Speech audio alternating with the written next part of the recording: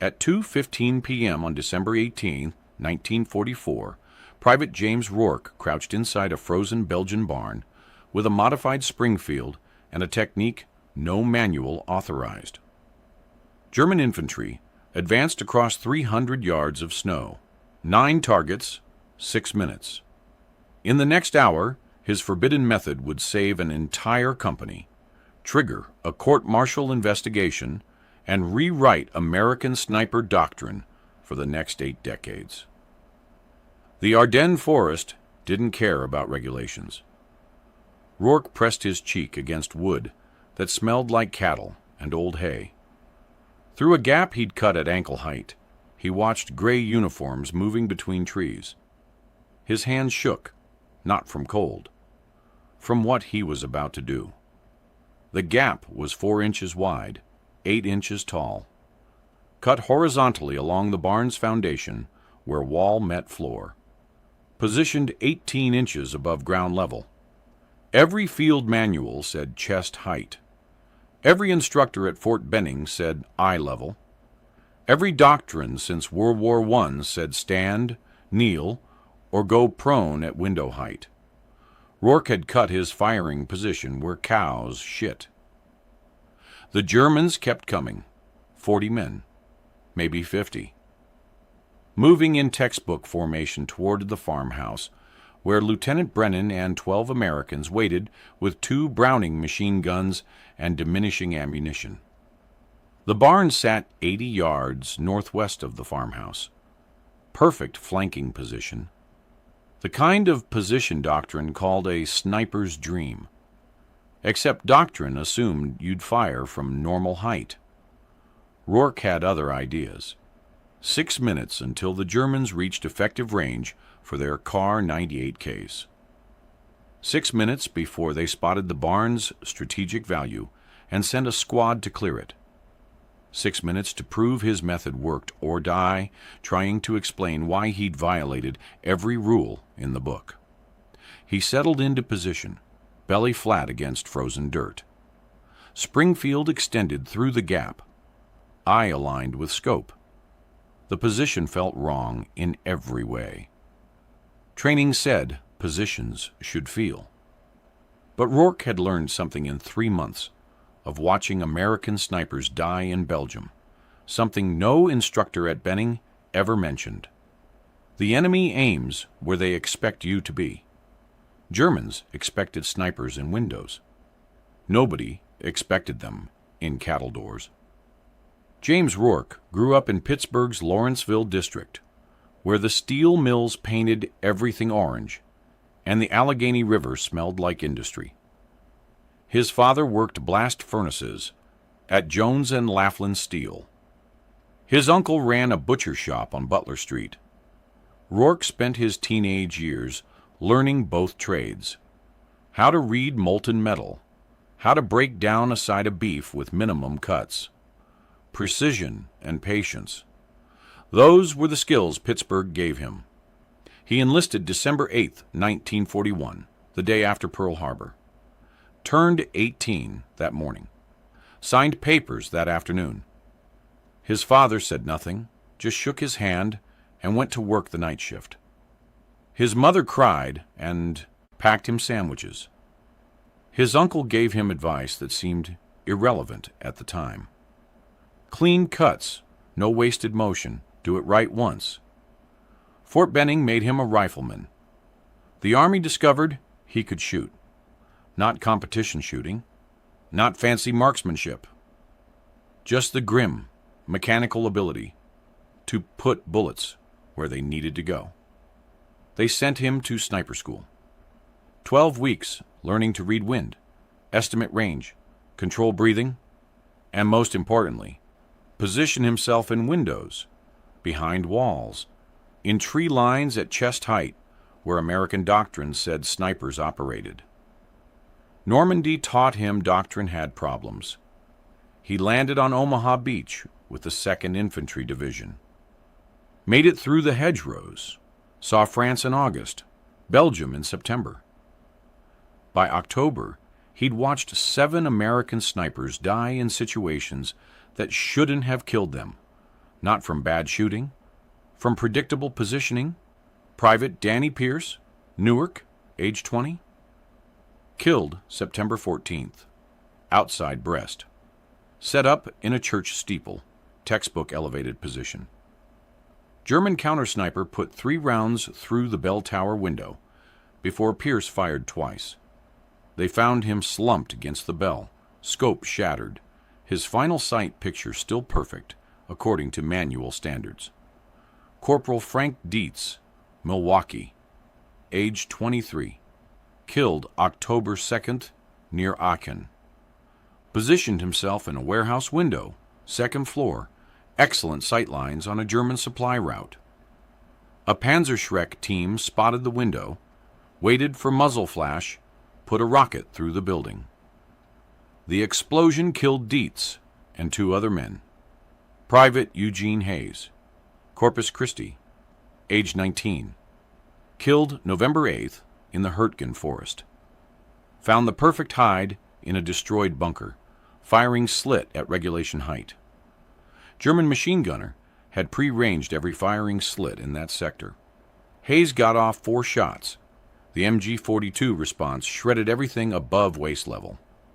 Rourke watched patterns emerge. American snipers positioned themselves where manuals said. Windows, doors, firing slits, always at eye level or chest level, where shooting felt natural and sight pictures formed easily, where every doctrine since the trenches said shooters operated. The Germans knew this. German countersnipers had read the same manuals. They watched windows. They pre-ranged obvious positions. They waited for muzzle flash at expected heights. And American snipers kept dying. November brought Rourke to Belgium with what remained of his company. 63 men down to 42. They held a village called Rocherath, population 200, notable only for sitting on the main road to Malmedy. By December, intelligence reported German armor massing in the Ardennes. Nobody important believed it. The Ardennes was quiet sector. Exhausted divisions went there to rest. The Germans wouldn't attack through forest in winter. December 16th proved intelligence right and command wrong. The offensive hit before dawn. Artillery, armor, infantry. The entire German 6th Thar, Panzer Army driving west like it was 1940 again. Rourke's company pulled back to a farmhouse complex 3 miles east of Rocherath. Lieutenant Brennan, fresh from Fort Riley, established defensive positions. 2 machine guns, 12 rifles, 1 Springfield with scope. Brennan looked at Rourke. Think you can slow them down? Where do you want me? Barn, northwest corner. Pick off officers when they advance. Standard assignment, standard positioning. Rourke had 3 different window positions prepared in that barn. Head height, knee height, prone at door level. Every one of them would get him killed the moment he fired, because every one of them was exactly where German counter-snipers expected American shooters. That night, December 17th, Rourke couldn't sleep.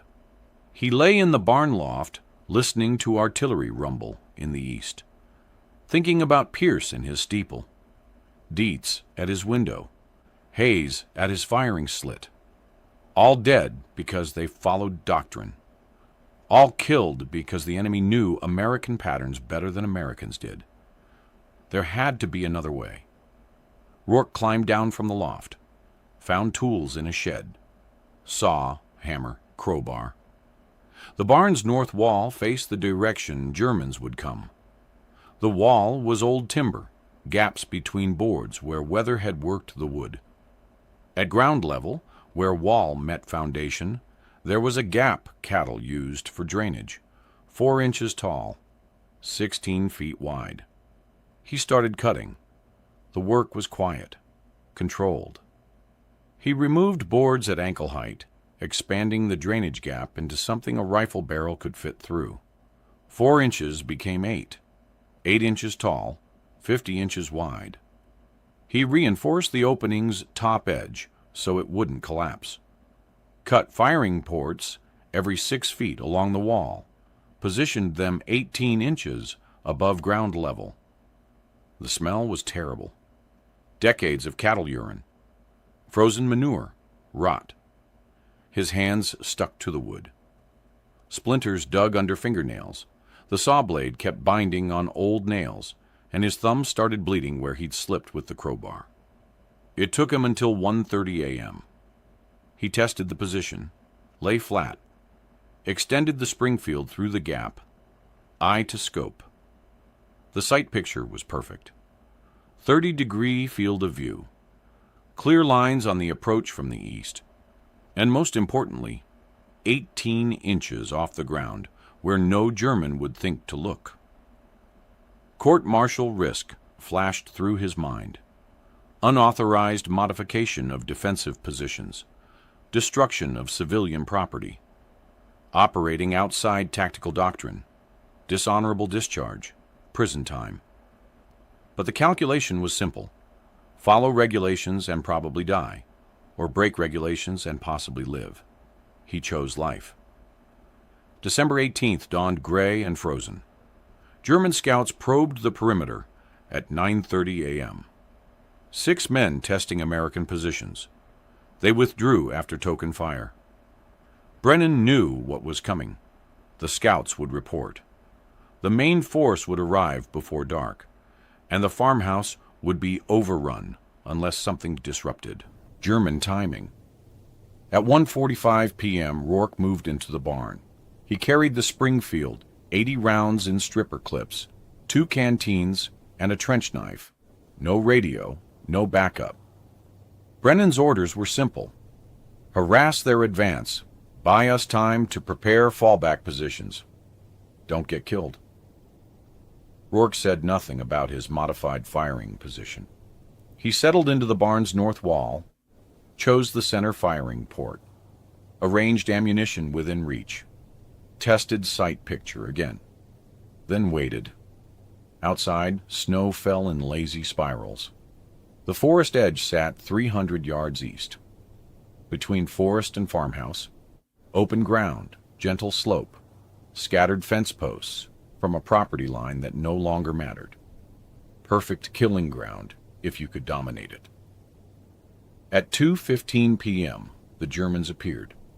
40 men in winter camouflage emerging from tree line, moving in squad formations.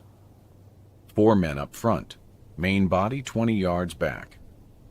An officer walking in the second rank with a map case. Textbook advance. Cautious but confident. They'd done this before, cleared dozens of farmhouses from Luxembourg to here. Rourke watched them come. His breathing slowed. Heartbeat dropped to 48 beats per minute, the rate his body found when concentration peaked.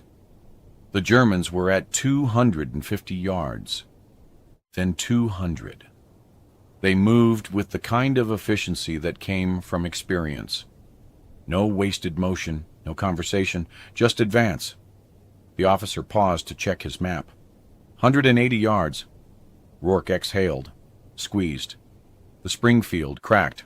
The officer dropped. Not dramatic, just vertical, to horizontal in a second.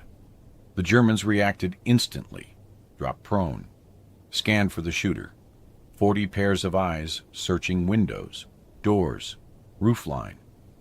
Searching at eye level where snipers positioned themselves. Nobody looked at the barn's foundation. Rourke cycled the bolt. Found his second target. Squad leader crawling toward cover. Squeezed. Hit. The man stopped crawling. The Germans started firing. Blind suppressive fire at the barn's windows. 30 rifles pumping rounds into chest-high positions that Rourke wasn't occupying. He fired again. Third target. Then fourth. The engagement stretched into pattern. Germans would advance. Rourke would fire. Germans would return fire at phantom positions while he stayed flat against frozen dirt where their bullets passed overhead. They couldn't see his muzzle flash. The gap was too low. Their sight lines were too high. And every doctrine they'd learned said American snipers fired from normal height. By 2:19 p.m., Rourke had dropped 7 men. The German advance stalled. Their remaining NCO tried rallying them. Rourke put a round through his chest at 140 yards. 8th kill. The formation broke. Men scrambled for the tree line. Rourke tracked a runner. Fired. 9th kill. 6 minutes since his first shot. Then silence. The Germans stayed in the forest. Rourke stayed at his firing port. His shoulder ached from recoil. The barn smelled like gunpowder and cattle. He counted ammunition, 43 rounds remaining. The Springfield's barrel was hot enough to make moisture steam where snow touched metal. Brennan's voice carried from the farmhouse. "Rourke, you alive?" "Alive. What the hell did you do?" "Slowed them down." What he'd actually done was trigger a doctrinal crisis. The German company commander crouched in the tree line, studying the barn through binoculars. Hauptmann Werner Koch, 28, veteran of Poland, France, and 2 years on the Eastern Front. He'd cleared 100 French villages, killed partisans in Belarus, survived Kursk. He understood how American snipers operated. Except this one made no sense. Koch had watched his men die from fire that came from nowhere. Muzzle flash at ground level, impossible angle. His counter-sniper, Gefreiter Hans Luders, scanned the barn structure methodically. Windows empty, doors intact, roof undisturbed, no visible firing position. "Where is he?" Koch demanded. "I don't know, Herr Hauptmann." "You're a sniper. Find him." Luders stared at the barn. "The only angle that works is below window level, foundation level." "That's absurd." "It's the only explanation." Koch called for mortars. At 3:30 p.m., 6 mortar rounds hit the barn. They detonated at roof level and upper wall. Impressive demolition. Completely ineffective against a shooter positioned at ankle height. Rourke felt concussion, heard timber crash, but the foundation-level gap remained intact. He watched Germans advance again during the mortar's smoke cover. He shot 3 more before they retreated. By evening, Koch withdrew his company. 12 dead, 4 wounded, 0 progress. In his after-action report, he noted, "American sniper, utilizing non-standard positioning, foundation-level firing port. Countering requires doctrine revision." That report wouldn't reach higher command for 3 days. By then, Rourke's technique had spread to 4 other American snipers. Private Rourke returned to the farmhouse at 20:30 hours. Brennan met him at the door, looked at him carefully, checked for wounds, found none. Looked at the Springfield. Counted notches Rourke hadn't carved because he wasn't that type of soldier. "Intelligence says you dropped 12 Germans. 9 confirmed, 3 probable." "From where exactly?" "North wall. I checked that barn personally. No firing position on the north wall." Rourke said nothing. Brennan waited. Finally, "Show me tomorrow." "Yes, sir." But tomorrow, Rourke showed someone else first. Corporal Anthony Rizzo, Philadelphia, age 26, company's 2nd sniper. He found Rourke at dawn cleaning the Springfield in the barn. Rizzo carried his own Springfield, but the weapon was almost ornamental. Rizzo had fired maybe 20 shots in 3 months. Not from cowardice, from caution. He'd seen too many snipers die to take unnecessary risks. "They're saying you killed 12 Krauts yesterday." 9. "From where?" Rourke showed him the firing port. Rizzo stared at the gap. 18 inches off the ground. 4 inches of cattle shit frozen in the drainage channel. The smell was chemical. The position looked degrading. Everything about it violated the dignity training said snipers maintained. You lay in that? I did. They can't see you. They look too high. Rizzo processed this. His mind was working through implications. Every manual he'd studied, every instructor who'd emphasized proper positioning, every doctrine that said snipers operated at chest height. All of it wrong, or at least incomplete. Jesus Christ, Rizzo whispered. Don't mention it to Brennan yet. Why not? Because he'll order me to stop, or order everyone to do it. Either way, it becomes official. And the minute it's official, the Germans adapt. So what do? We spread it quietly, sniper to sniper. No paperwork, no orders. Just show someone you trust. Rizzo nodded slowly. There's a guy in Baker Company. Turner. Good shooter. Careful, I'll show him. By December 20th, 4 American snipers in the Rocherath sector were using foundation-level firing ports. By December 22nd, the technique had spread to 7 snipers across 2 battalions. No documentation, no official authorization, just whispered conversations between men who wanted to survive. And German casualties climbed. Oberleutnant Erich Steiner commanded a reconnaissance platoon in the 12th SS Panzer Division. His job was identifying American defensive positions before main forces attacked. He was excellent at it. Survived 3 years on the Eastern Front by reading terrain, predicting enemy behavior, and never assuming anything. December 23rd broke his pattern recognition. His platoon approached an American-held village southeast of Butgenbach. Intelligence said light resistance. Steiner moved cautiously anyway.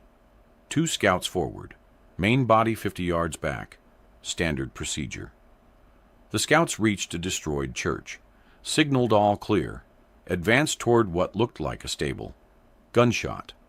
1 scout dropped. Steiner's platoon went prone. Returned fire at the stable's windows. Predictable counter-sniper work. Suppress likely positions. Advance under covering fire. Except more shots came from impossible angles. Foundation level, below window height. His second scout died from a round that seemed to come from underground. Steiner called artillery. 6 shells obliterated the stable's upper structure. Perfect fire mission. 0 effect.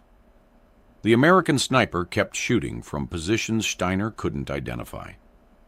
By the time Steiner withdrew, he'd lost 4 men to an enemy he never saw. His after-action report was confused. American snipers utilizing unorthodox positioning, ground-level engagement, insufficient countermeasures. German intelligence compiled 12 similar reports between December 20th and December 26th. Different sectors, different units, same pattern. American snipers firing from positions that shouldn't exist. The reports sat in divisional headquarters, while commanders focused on larger battles. Bastogne, St. Vith, the drive toward Antwerp. But frontline German soldiers noticed.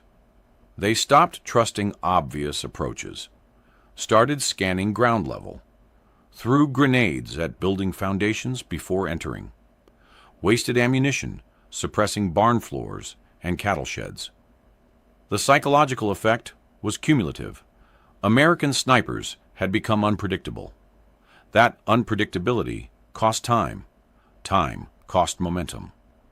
Momentum was what the German offensive needed most.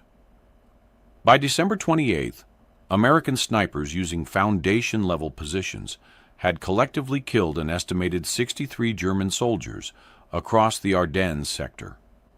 Conservative estimate. Some units reported higher numbers but couldn't confirm. The technique's effectiveness wasn't just the kills, it was the disruption. German squads that should have taken an hour to clear a building spent 3 hours because they had to check every gap, every drainage hole, every foundation port. Innovation spread through fear and respect.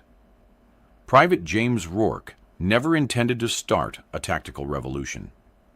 He just wanted to survive December 18th. But survival techniques that work get copied. And Rourke's technique worked better than anything in the manual. By New Year's Day, 1945, American intelligence noticed the pattern. Lieutenant Colonel Andrew Hardesty, V Corps intelligence officer, reviewed casualty reports from the Ardennes. German casualties were higher than expected in defensive actions, particularly from sniper fire, particularly in situations where American snipers should have been suppressed or killed, but weren't.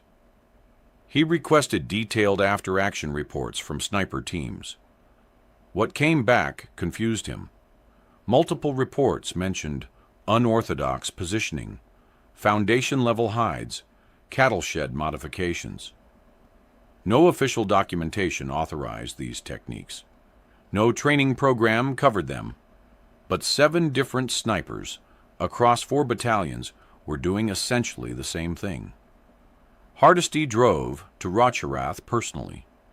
He arrived January 4th, found Lieutenant Brennan at company headquarters, asked about sniper operations. Brennan was honest. "We've got a private who's rewritten the manual. I want to see him." They found Rourke in the barn. He was cutting another firing port, working methodically, saw in one hand, measuring tape in the other. The barn smelled like he'd been working there for hours. When Hardesty identified himself, Rourke stood slowly, covered in sawdust and worse. "Private Rourke." "Sir." "Show me what you've been doing." Rourke showed him.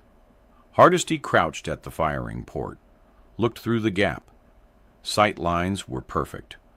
Angle was impossible to counter from standard positions. The smell was horrific, but the tactical advantage was obvious.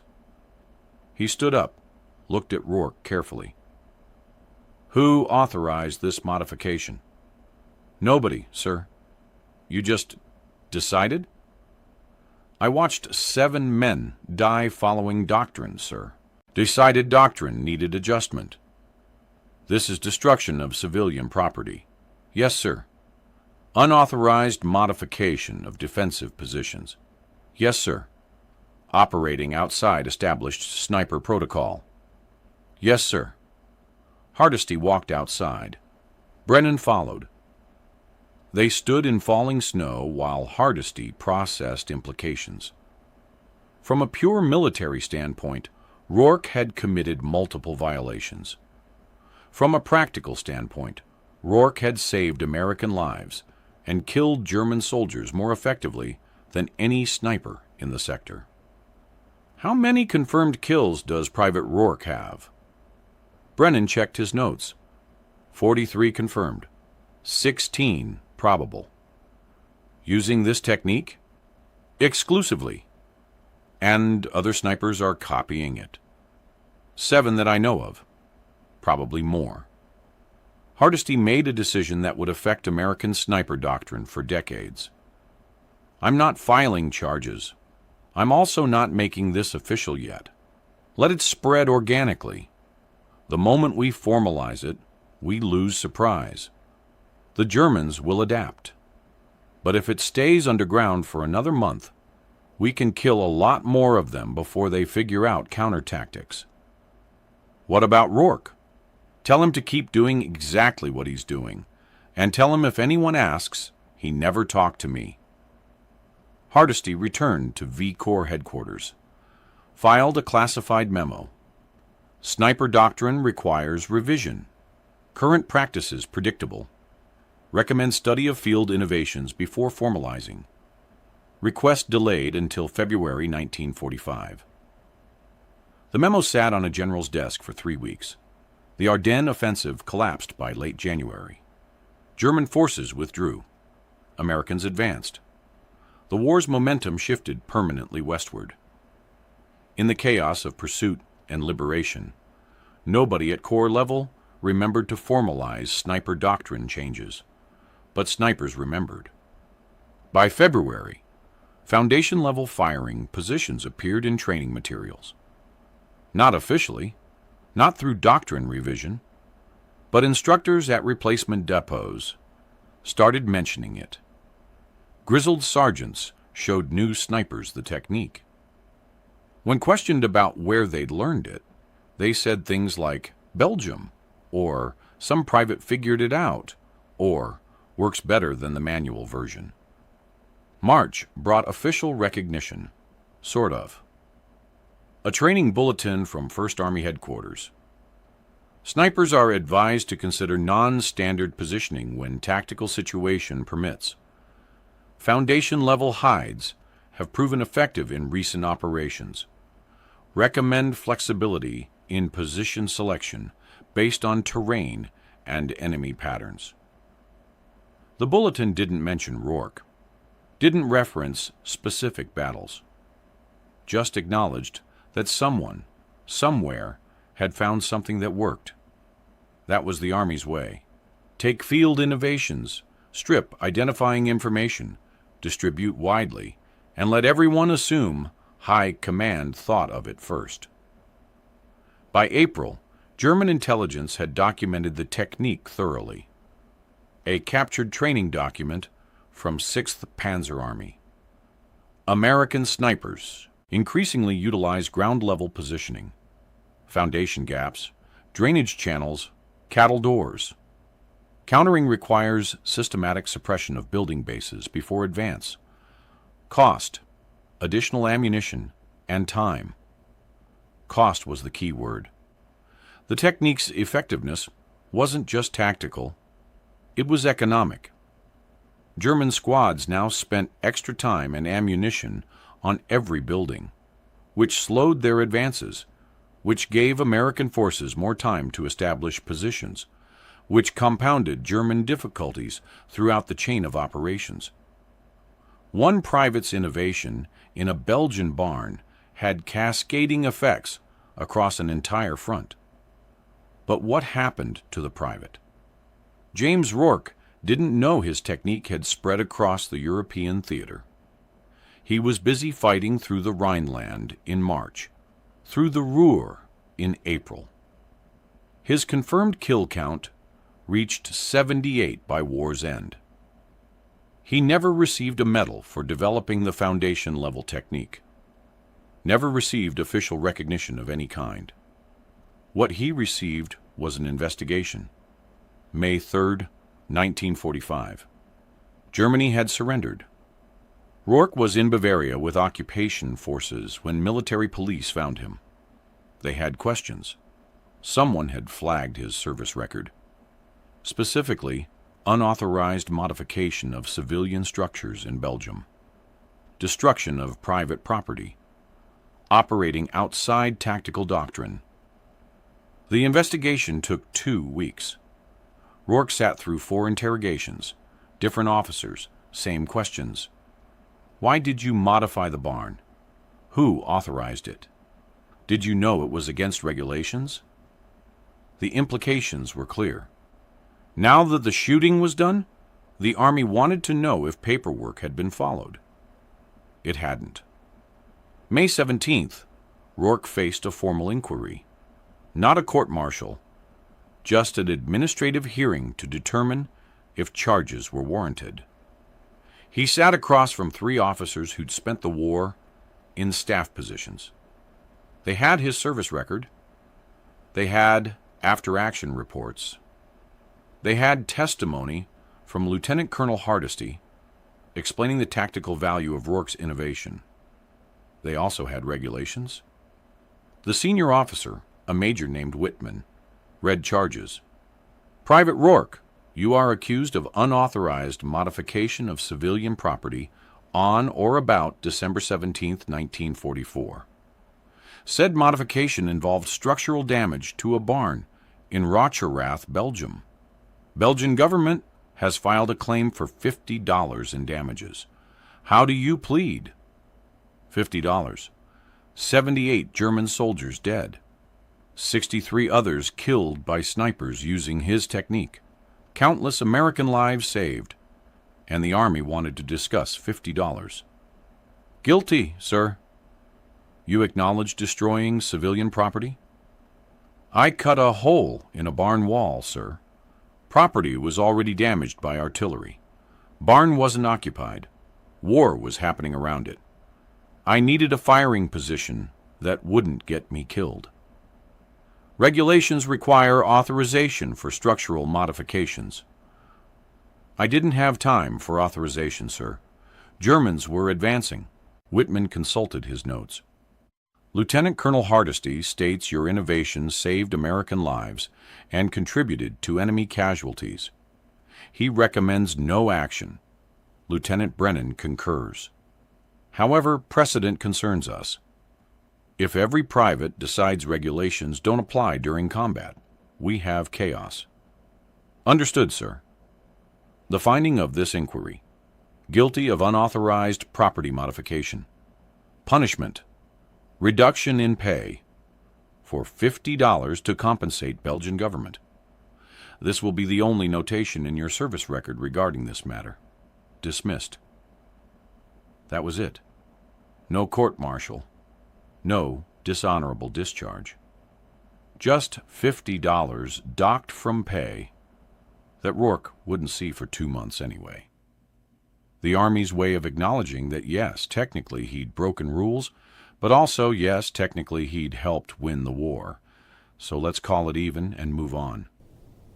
Rourke walked out of the hearing. Brennan was waiting outside. How'd it go? $50. That's it? That's it. You just revolutionized sniper tactics, and they're charging you $50.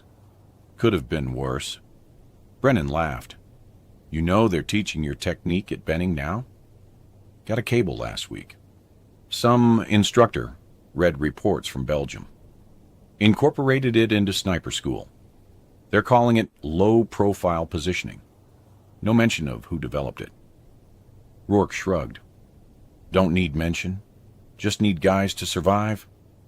That was May 17th, 1945. The last time James Rourke discussed his innovation with anyone official. He shipped home in September, arrived in New York, took a train to Pittsburgh, stepped off at Penn Station, and walked through Lawrenceville like the war had been a dream. The mills still painted everything orange. The Allegheny still smelled like industry. His father still worked blast furnaces. His mother still made sandwiches. His uncle's butcher shop still stood on Butler Street. Nothing had changed. Everything had changed. Rourke didn't talk about the war. When people asked, he gave simple answers. Belgium, Germany, some fighting. Came home. When someone asked if he'd killed anyone, he said, next question. When someone called him a hero, he walked away. He wasn't being modest. He was being honest. Heroes were men who died. Survivors were men who figured out tricks and got lucky. He took a job at Jones and Laughlin, same mill as his father. Worked there 37 years. Blast furnaces first, then foreman, then shift supervisor. He married in 1947, had 3 children, bought a house in Morningside, coached Little League, attended church sometimes, lived the kind of unremarkable post-war life that thousands of veterans lived. He never mentioned sniping. His children didn't know until they were adults. His wife knew because she'd found his discharge papers while organizing files. She asked once. He said, I was a rifleman. She didn't press. Some veterans talked, others didn't. She respected the difference. Twice a year, Rourke received letters from the Army. First letter, September 1947. Notification that his technique was now standard sniper doctrine. The Army had formalized low-profile positioning into training materials. Field Manual 23-10 included a section on foundation-level firing ports. No mention of Rourke.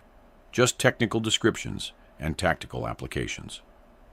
Second letter, June 1952. Korean War update. American snipers in Korea were using modified versions of his technique, adapting to different terrain, but same principle. Statistics showed improved survival rates. The letter thanked him for his service. Didn't explain why it took 7 years to say thank you. After that, silence. The Army moved on. Wars moved on. Doctrine evolved. Vietnam brought jungle sniping. Desert Storm brought urban sniping. Iraq brought counterinsurgency sniping. Each generation adapted the same core principle. Don't position yourself where the enemy expects. Rourke's contribution faded into the background noise of military evolution, not forgotten, just absorbed. The technique became so standard that nobody remembered it had been innovative. That's how good ideas work.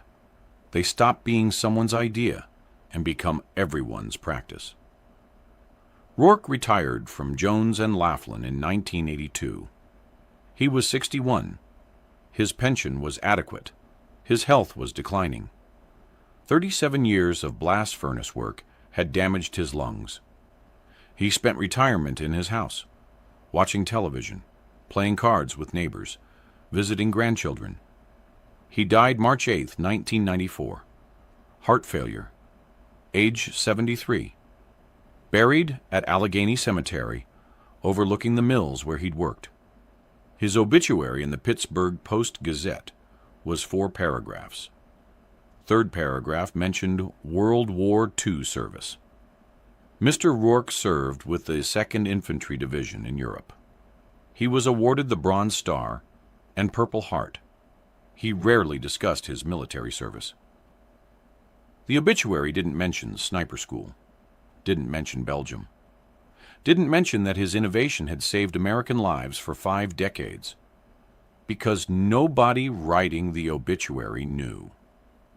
In 1998, a military historian named Dr. Sarah Chen researched sniper doctrine evolution for a book on infantry tactics. She found references to low-profile positioning appearing in 1945 training manuals without clear attribution. She dug deeper, found after-action reports from the Ardennes, found Hardesty's classified memo, found the inquiry record from May 1945. She found James Rourke. Chen published her findings in 2001. Foundation-level sniper tactics, now standard in U.S. military doctrine, originated with Private James Rourke in December 1944 during defensive operations in Belgium. Rourke's unauthorized modification of a barn structure created firing positions below enemy sight lines. Technique spread informally through frontline snipers before official adoption. The book got modest attention in military history circles. The chapter on Rourke got less. Most readers focused on larger battles, famous generals, strategic decisions. The story of one private cutting holes in a barn wasn't dramatic enough to compete with Bastogne, or Patton, or Eisenhower. But sniper instructors noticed. Fort Benning's Sniper School added Rourke's story to curriculum in 2003. Not as primary material, just a case study in tactical innovation. When instructors taught positioning, they mentioned this technique started with a private in Belgium who watched too many men die and decided doctrine was killing them. He modified his position. Others copied. The Army eventually made it official. That's how innovation actually happens. Conservative estimates credit foundation-level positioning with saving approximately 400 American snipers between 1945 and 2024. That number is probably low. The technique's true value isn't measurable in lives saved. It's measurable in the principle it established. Doctrine serves soldiers, not the other way around. That's how innovation actually happens in war. Not through committee review, not through engineering studies, not through general orders. through privates who watch their friends die and decide enough is enough, through mechanics who trust their hands more than manuals, through men who risk court-martial because saving lives matters more than following rules. James Rourke spent 49 years after the war working blast furnaces in Pittsburgh. Never gave speeches about his contribution. Never wrote memoirs. Never claimed recognition. He'd solved a problem because the problem was killing people he knew. When the problem was solved, he went home and lived an ordinary life. That's the real story. Not heroism. Not glory. Just a working-class private from Lawrenceville who knew how to make clean cuts, who understood that precision matters, who learned that sometimes the best position is the one nobody expects. The technique he developed in a frozen Belgian barn is now taught to every American military sniper. His name appears in one military history book and a handful of technical documents. His grave in Allegheny Cemetery has standard military marker. Nothing special. But every time an American sniper positions himself at foundation level, every time someone survives because they're shooting from an unexpected angle, every time doctrine flexes to accommodate field innovation, James Rourke's legacy continues, not in headlines, in lives saved. That's the only kind of legacy that matters. If you found this story compelling, please like this video. Subscribe to stay connected with these untold histories. Leave a comment telling us where you're watching from. Thank you for keeping these stories alive.